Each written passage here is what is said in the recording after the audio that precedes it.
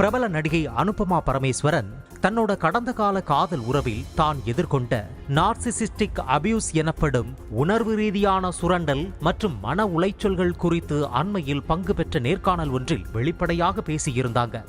அதுல narcissistic person எப்படி இருப்பாங்க, இந்த நார்சிசிஸ்டிக் பர்சன் பிஹேவியர் எப்படி இருக்கும்னு விழிப்புணர்வை ஏற்படுத்துற மாதிரி விவரிச்சிருந்தாங்க.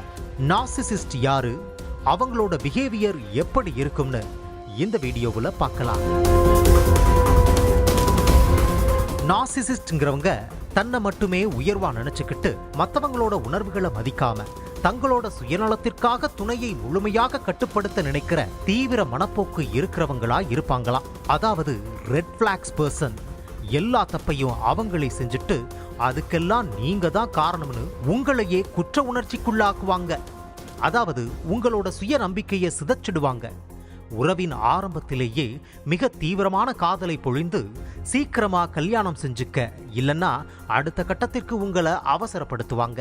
உங்க பக்க நியாயங்களையோ அல்லது உங்களோட மனவேதனைகளையோ அவங்க ஒருபோதும் புரிஞ்சுக்கவோ மதிக்கவோ மாட்டாங்க. தங்களை எப்போதும் மற்றவர்கள் பாராட்டி முதன்மைப்படுத்தணும்னு விரும்புவாங்களே தவிர துணையின் வளர்ச்சிக்கு ஒருபோதும் ஆதரவா இருக்க மாட்டாங்க. இதற்கான தீர்வுகள் என்னன்னு பார்க்கும்போது, நீங்க ஒரு நச்சுத்தன்மையான உறவுல இருக்கீங்கிறத முதல்ல முழுமையா உணர்வதே அதுல இருந்து மீள்வதற்கான முதல் படி.